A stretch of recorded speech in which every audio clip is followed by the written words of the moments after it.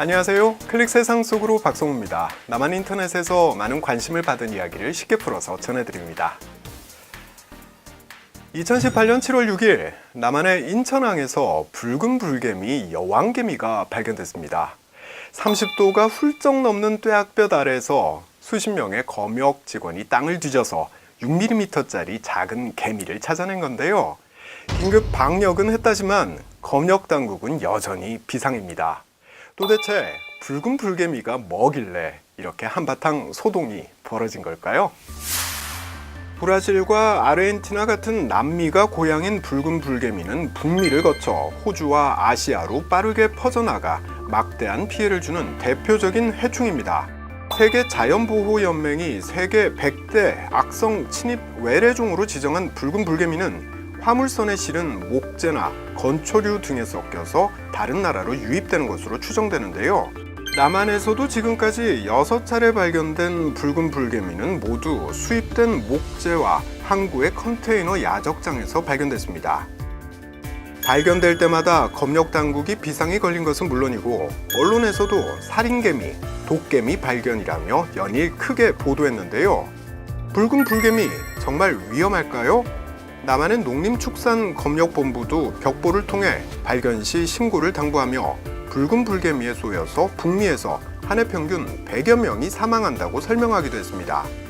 그러나 확인 결과 북미에선 한 해 평균 8만 명이 붉은 불개미에 쏘이긴 하지만 정작 사망자는 매년 4명 이하에 불과하다고 합니다. 100여 명이 숨졌다는 건 그동안의 사망자를 모두 합산한 것이었다는데요. 정부마저도 이렇게 확인되지 않은 정보를 제공함으로써 붉은 불개미의 공포를 확산시켰다는 비난을 피할 수 없게 됐습니다.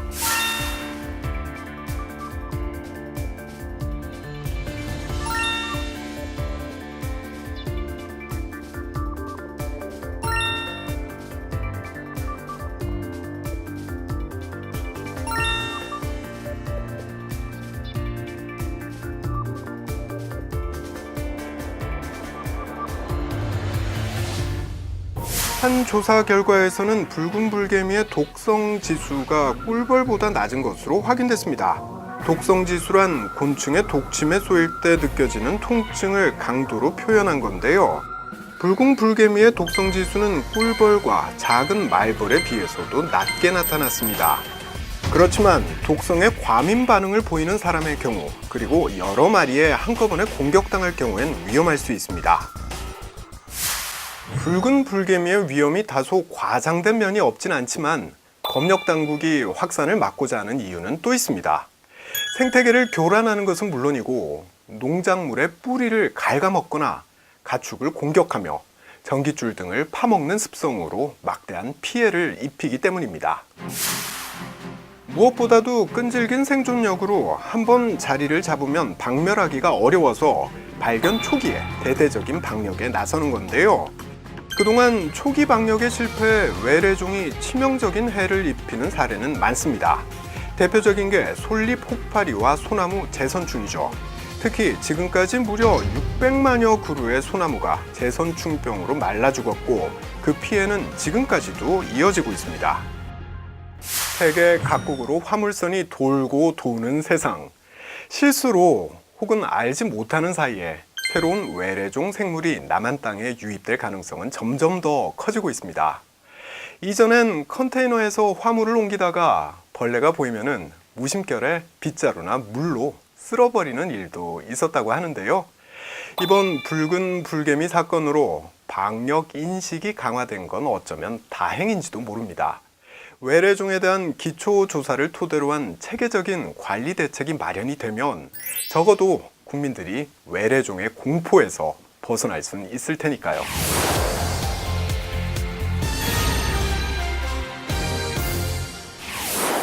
지난 6월 20일은 세계 난민의 날이었는데요.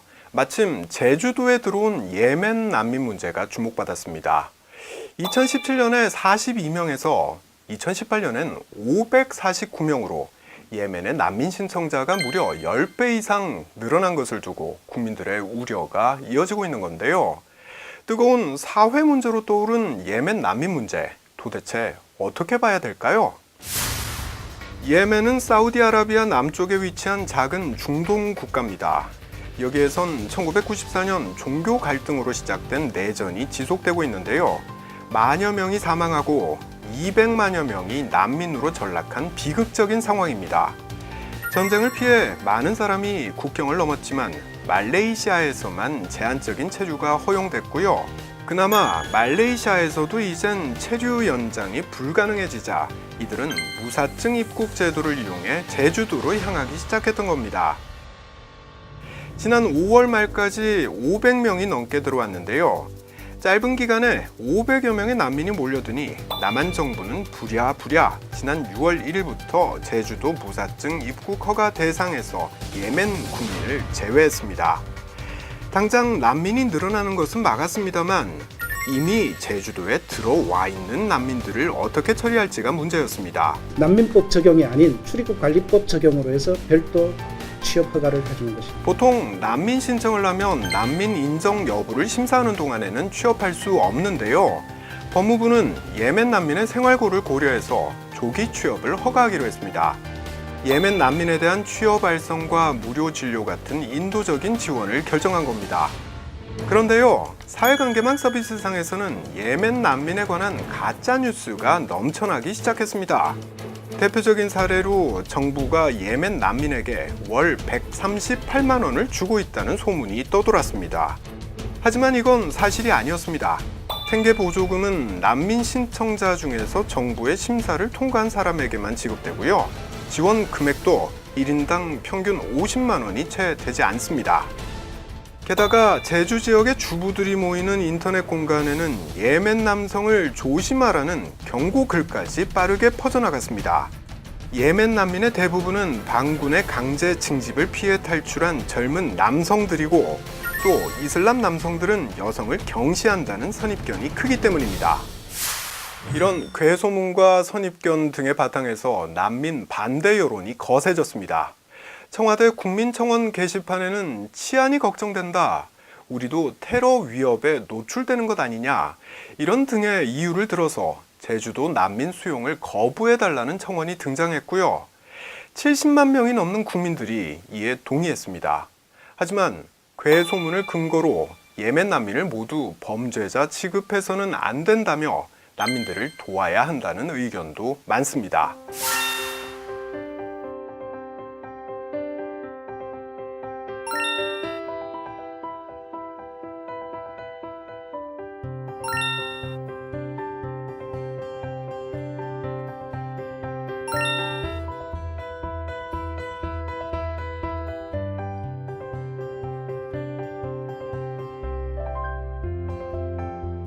인터넷상에서 첨예하게 대립했던 갈등은 결국 행동으로 옮겨졌습니다.